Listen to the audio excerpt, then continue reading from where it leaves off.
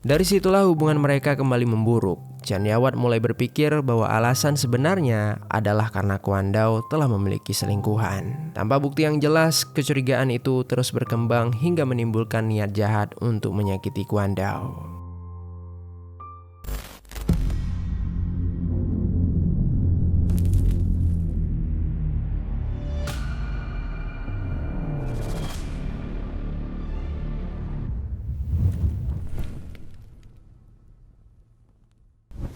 Halo pendengar kisah, selamat datang kembali di channel ini, tempat di mana kami akan membahas kisah-kisah kriminal nyata yang terjadi di seluruh dunia. Kami berharap semoga kalian semua dalam keadaan sehat walafiat dan dijauhkan dari mara bahaya.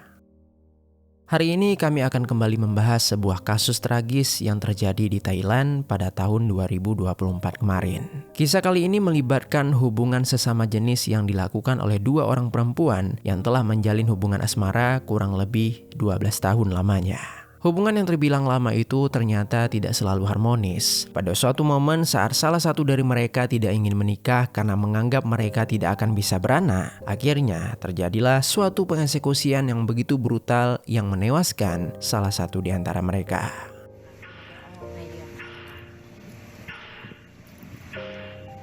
Bagaimana kronologi peristiwa selengkapnya? Beginilah kisah di baliknya.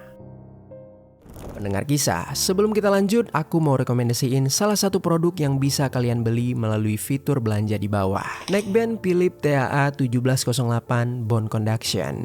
Neckband ini punya build quality yang bagus banget dengan harga yang terjangkau. Desainnya cukup unik, meskipun gak kalian masukin ke dalam lubang telinga, tapi suara yang dihasilkan tetap realistis banget. Karena produk ini udah pakai teknologi Dynamic Audio Energy Allocation Algorithm, yang mana itu ngebuat suaranya kedengaran lebih natural dan juga jernih. Cocok untuk kalian pakai saat olahraga, kerja, dan aktivitas lainnya. Jika tertarik, langsung saja klik link yang ada di bawah. Di provinsi Sakonnakhon, Thailand, hiduplah seorang perempuan bernama Kwon Do. Dia tinggal bersama keluarganya, termasuk adik laki-lakinya yang bernama Tirach Namwong. Sejak kecil, Kwon Do sudah terbiasa tampil tomboy dan lebih nyaman bergaul dengan teman-teman prianya. Seiring waktu saat menginjak usia remaja, Kwon Do semakin mengenal dirinya sendiri. Dia sadar kalau dia lebih tertarik kepada sesama perempuan. Beruntung kedua orang tua Kwon Do menerima dia apa adanya. Mereka tidak pernah mempermasalahkan cara berpakaian maupun pilihan hidup Kwon Do. Dukungan itu membuat Kwon Do tumbuh dengan rasa percaya diri, sekaligus bertekad untuk suatu hari nanti bisa membalas semua kebaikan orang tuanya. Memasuki usia dewasa, Kwon Do mulai mewujudkan niat tersebut. Dia memutuskan untuk hidup mandiri dan merantau ke provinsi Pathum Thani. Di sana dia tinggal di kawasan Desa Pruksade, Kecamatan Klong Sam, Distrik Klong Luang. Di sana, Kwon Do menempati sebuah rumah yang cukup besar, lalu memanfaatkan bagian lantai bawah sebagai toko kelontong dengan nama Tor Charom Sam. Usaha kelontong tersebut perlahan berkembang. Pengunjung semakin ramai berdatangan hingga akhirnya dia mampu mempekerjakan seorang karyawan. Dari hasil kerja tersebut, sebagian penghasilannya selalu dia sisihkan untuk dikirimkan kepada keluarga sebagai bentuk rasa terima kasih dan tanggung jawab yang dia pegang teguh. Saat sudah menginjak usia 32 tahun, Kwon Do bertemu dengan seorang perempuan bernama Jan Yawatana yang kala itu berusia 22 tahun. Jan Yawat ini berasal dari wilayah timur laut Thailand. Tidak diketahui secara pasti bagaimana awal pertemuan mereka.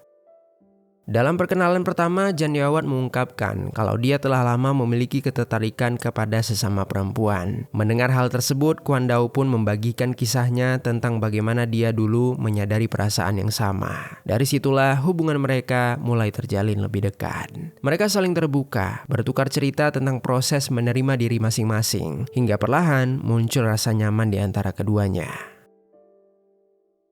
Seiring waktu, Jan Yawat menceritakan sisi lain dari hidupnya. Dia mengaku memiliki riwayat gangguan mental dan harus rutin mengonsumsi obat dari psikiater. Mendengar itu, Kwon Do tidak menjauh. Dia malah meyakinkan kalau dirinya bisa menerima kondisi Jan Yawat. Sikap itu membuat Jan Yawat merasa dihargai dan dipahami. Semenjak saat itulah, keduanya sepakat untuk saling menjaga dan menjalin hubungan sebagai sepasang kekasih.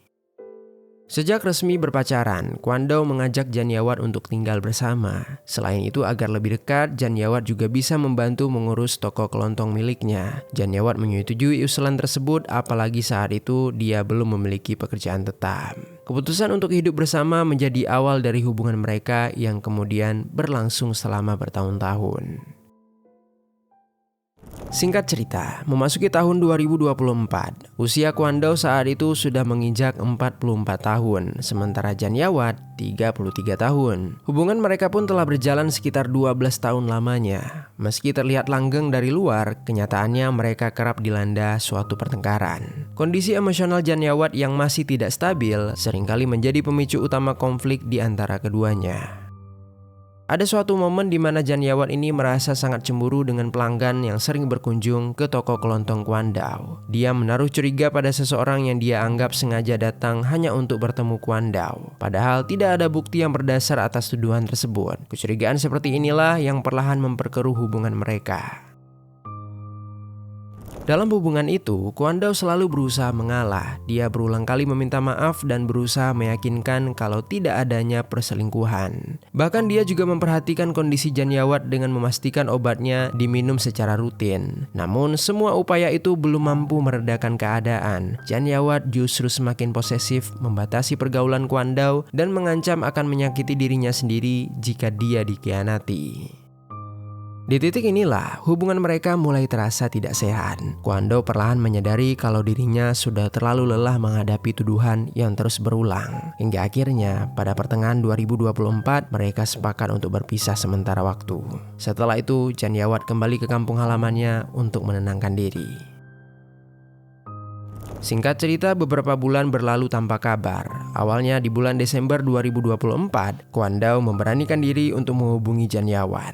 Dia kembali menegaskan kalau dirinya tidak pernah berselingkuh. Bahkan dia juga menawarkan sejumlah uang sekitar 700.000 hingga 800.000 baht atau setara dengan 315 juta rupiah sampai 360 juta rupiah sebagai bentuk keseriusan untuk memperbaiki hubungan mereka.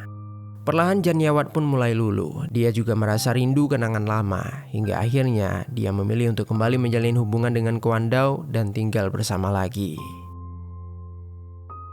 Setelah mereka kembali bersama, ada waktu di mana Kwon Do menyampaikan rencana untuk mengunjungi orang tuanya. Mendengar itu, Jan Yawat ingin ikut agar dia bisa dikenalkan secara langsung kepada orang tua Kwon Do. Namun Kwon Do menolak. Dia merasa hubungan mereka tidak perlu dibawa sejauh itu. Jawaban tersebut tentu menyakitkan bagi Jan Yawat. Dia kemudian mempertanyakan arah hubungan mereka, termasuk kemungkinan menuju ke pernikahan. Kwon Do dengan jujur mengatakan bahwa dia tidak pernah membayangkan menikah dengan sesama perempuan. Mungkin karena alasannya secara biologis mereka tidak akan bisa memiliki anak. Dari situlah hubungan mereka kembali memburuk. Jan Yawat mulai berpikir bahwa alasan sebenarnya adalah karena Kwon Do telah memiliki selingkuhan. Tanpa bukti yang jelas, kecurigaan itu terus berkembang hingga menimbulkan niat jahat untuk menyakiti Kwon Do.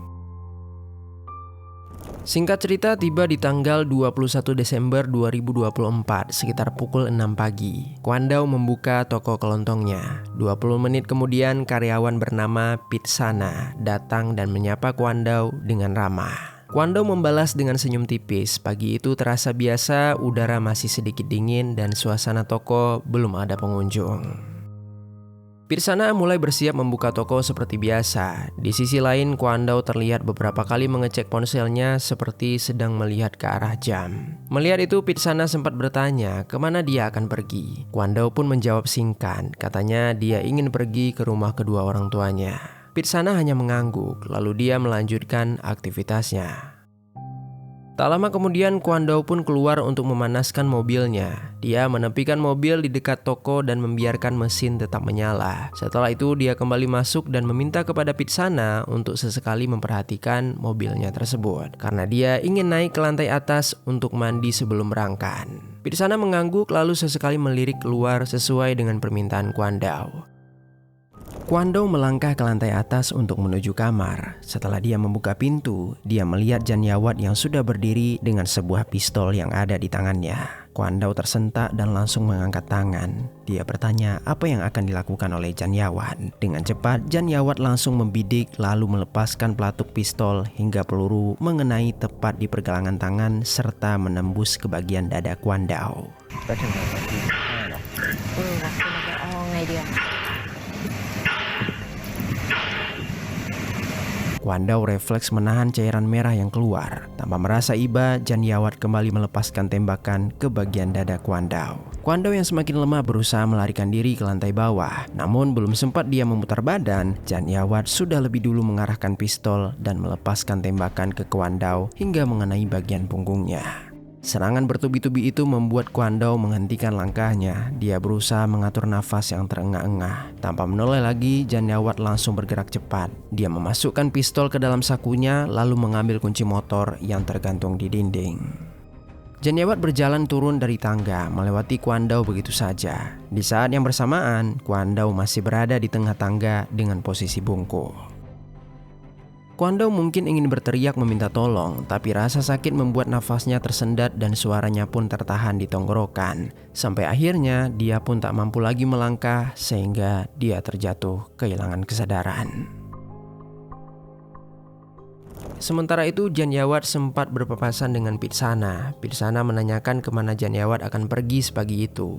Tanpa rasa panik, Jan Yawat pun merespon singkat dengan berkata kalau dia ingin keluar sebentar. Pitsana tak merasa curiga dan dia pun kembali melanjutkan pekerjaan.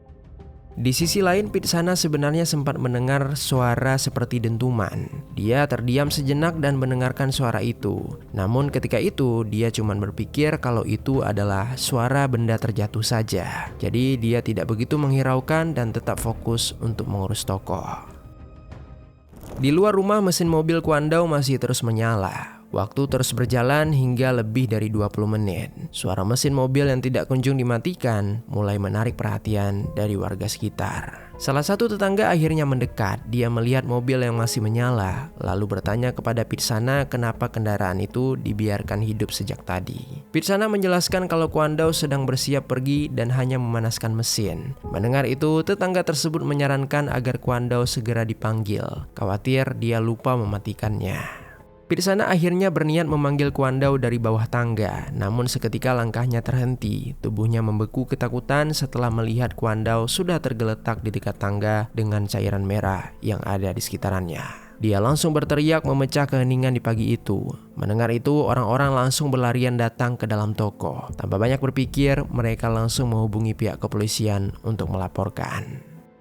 Wakil Kepala Bagian Investigasi di kantor polisi Klong Luang menerima laporan tersebut dan segera menuju lokasi. Petugas tiba sekitar pukul 7.30 pagi dan mendapati Kwon Do dalam kondisi yang begitu kritis. Proses evakuasi dilakukan dengan hati-hati, sementara tim medis langsung memberikan penanganan awal. Namun, sebelum sempat dibawa ke rumah sakit, kondisinya sudah terlalu parah. Kwon Do akhirnya dinyatakan meninggal dunia. Suasana yang sebelumnya tegang seketika berubah menjadi duka yang mendalam.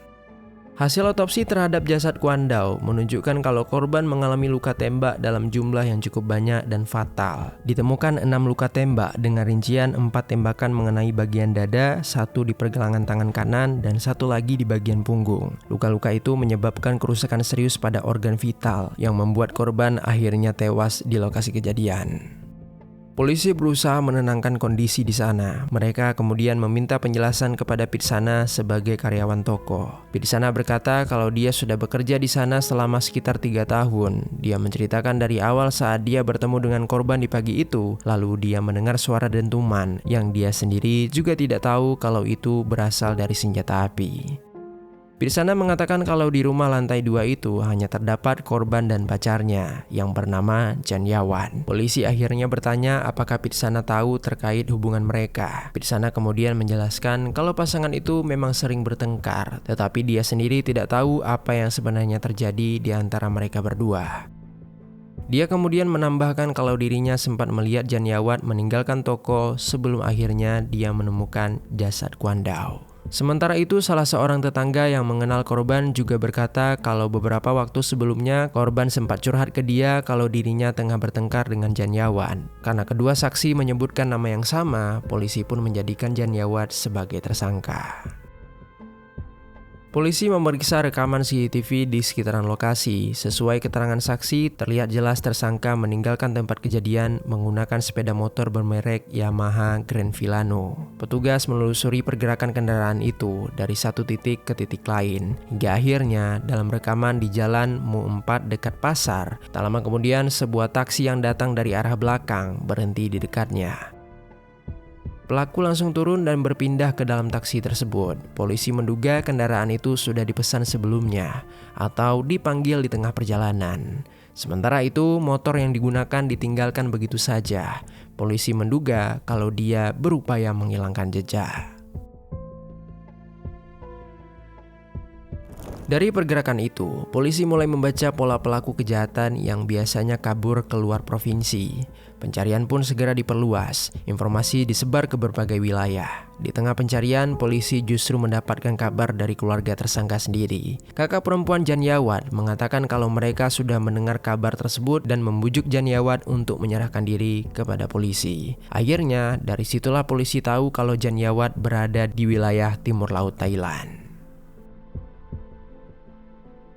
Singkat cerita, beberapa hari kemudian, melalui koordinasi dengan berbagai pihak termasuk keluarga, polisi berhasil menangkap Jan Yawad di sebuah terminal bus Khon Kaen. Dalam penangkapan itu, Jan Yawad tidak sendirian, dia sedang berada bersama saudara perempuannya. Dari tangan Jan Yawad, polisi menyita sebuah pistol beserta selongsong peluru yang diduga kuat digunakan dalam kejadian tersebut. Barang bukti itu semakin menguatkan keterlibatannya di dalam kasus ini.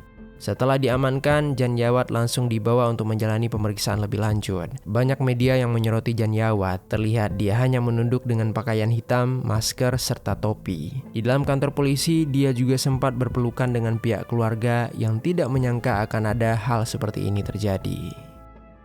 Atas perbuatannya, Jan Yawad dikenakan sejumlah dakwaan serius, mulai dari pengeksekusian berencana hingga kepemilikan senjata api ilegal. Meski belum ada keterangan kalau kasus ini sudah divonis, tetapi berdasarkan dakwaan itu, pelaku kemungkinan akan atau sudah mendapatkan hukuman penjara seumur hidup.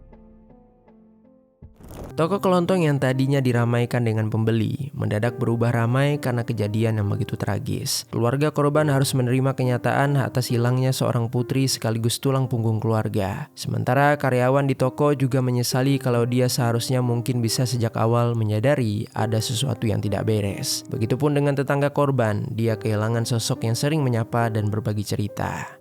Dalam kasus ini, korban mungkin hanya ingin menjalani hidupnya dengan tenang, bekerja, dan membahagiakan keluarganya. Namun, konflik yang terus berulang membuat semuanya berubah menjadi tragedi yang tak pernah dia bayangkan sebelumnya.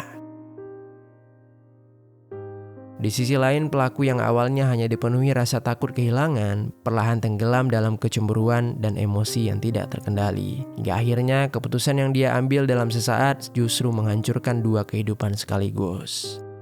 Korban kehilangan nyawa dan pelaku harus menghadapi konsekuensi hukum seumur hidupnya.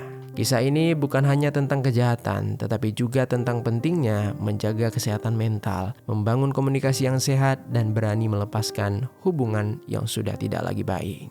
Sekian kisah hari ini, mudah-mudahan ada pelajaran baik yang dapat kita ambil.